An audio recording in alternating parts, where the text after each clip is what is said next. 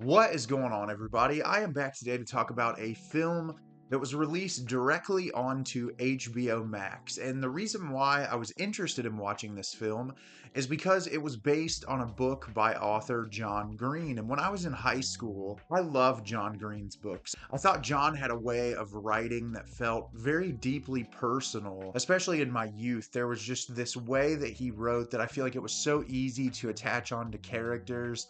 And now looking back on some of his work, some of it's a little cheesy and over the top. And actually, this year, I read the book that this movie is based on for the very first time. And I was interested to watch the movie and just kind of see how it matched up to the tone of the book and if the characters were written the same and if it would be executed well. And the movie I'm going to be discussing with you today is Turtles All the Way Down. Turtles All the Way Down is directed by Hannah Martz. Asa confronts her potential for love, happiness, friendship, and hope while navigating an endless barrage of invasive, obsessive thoughts. So I was really excited to watch this movie. As I said, I'm a fan of John Green's work. I've really enjoyed his books in the past. And this movie was cute, but it's definitely flawed. I don't think it's terrible by any means. It doesn't come close to how effective the book was, and the book definitely has its fair share of flaws. But I feel like this movie starts off really accurate in capturing the tone and the mood of the book, and then when character decisions start popping up and certain plot points show up in this movie, they rush through them where I don't feel like it has enough time to kind of sit with you as a viewer to really be as impactful as it could have been. And I'm going to discuss that when I break the movie down as a whole. So at the beginning of the film, we are introduced to Asa, played by Isabela Merced, and we learn very early on through her monologue that she has OCD very extremely.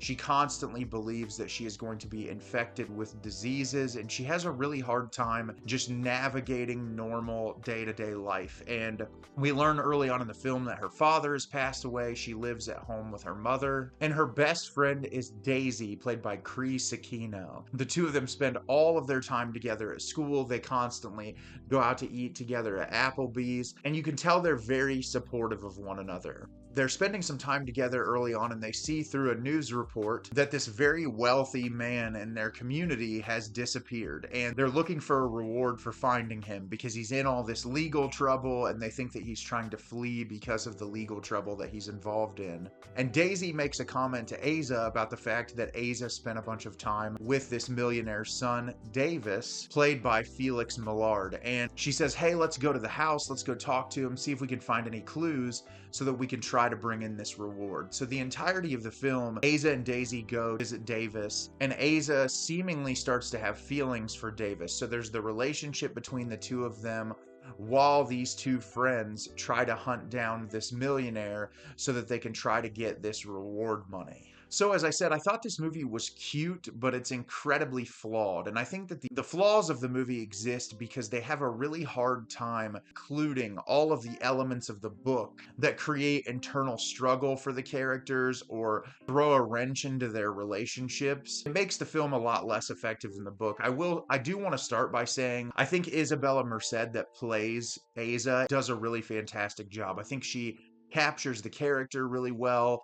She has to do a lot with her performance. This character is obviously struggling with this very severe disorder where she doesn't feel comfortable in her own skin, almost to the point where she just doesn't feel like a real human being.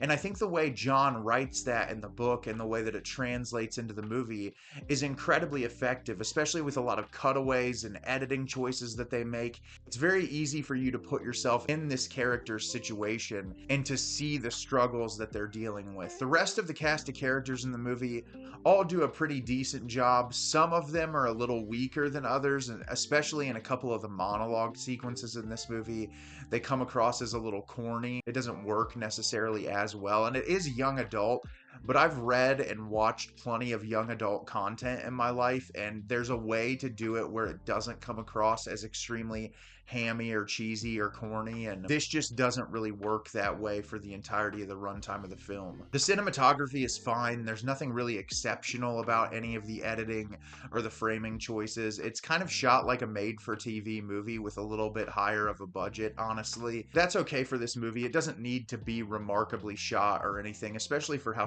simplistic that it is. And like I said, I think they do a really great job capturing the lead character's struggles, especially with her disorder. But everything else in the movie, as far as like issues in relationships or friendships, compared to the book, is so rushed. I feel like in the book, there's this ever present thing of the millionaire that has disappeared, and the girl's constantly going to seek out the millionaire to get this reward. And in this, you're introduced that concept really early on, and then it's abandoned for like 50 minutes of the movie. They don't really talk about it anymore. They go through all these other things, and it really kind of takes away from the whole crux of the book as like, this is the reason that this set of events is going on. And that's not even necessarily the main focal point of the book, but not keeping it there through the entirety of the time really just makes it feel like, okay, they used it in this movie as just a way to get these characters together. And so that didn't work as well for me. And then, as I said, a lot of the blow-ups between characters. There's a certain sequence of events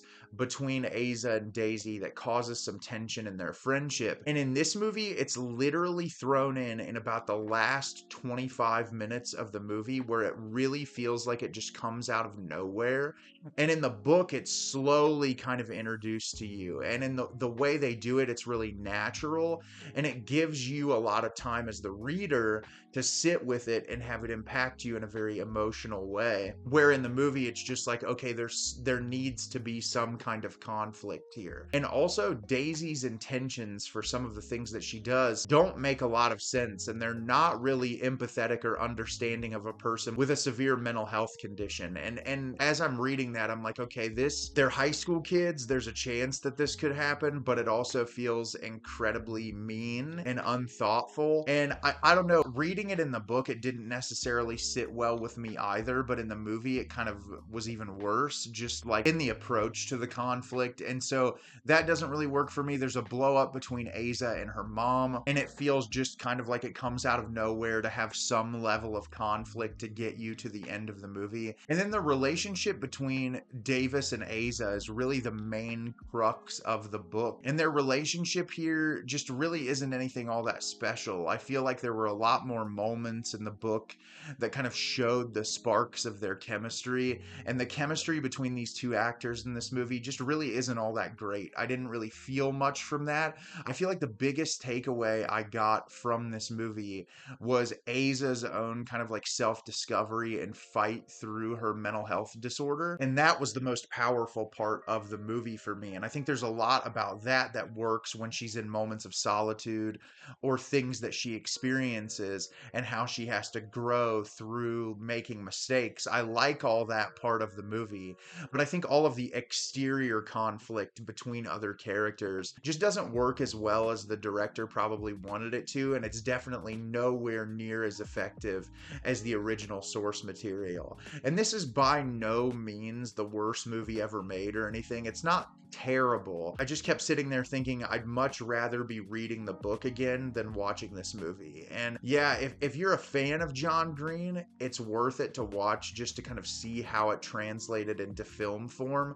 But if you're unfamiliar with John Green and the story sounds like it interests you at all, I would much rather recommend you read the book than watch the movie. So have you seen Turtles All the Way Down? Did you love it? Did you hate it? Leave me a comment down below. Let me know what you thought. I thought this movie was cute. It definitely had some charming moments, but overall, it's relatively ineffective as a whole. As always, if you can like the video and subscribe to the channel, it helps me out a lot and lets me know the type of content you're looking for. I'm always putting out new material and look forward to getting more out for you in the near future. And as always, everyone, thank you so much for watching and have a great rest of your day.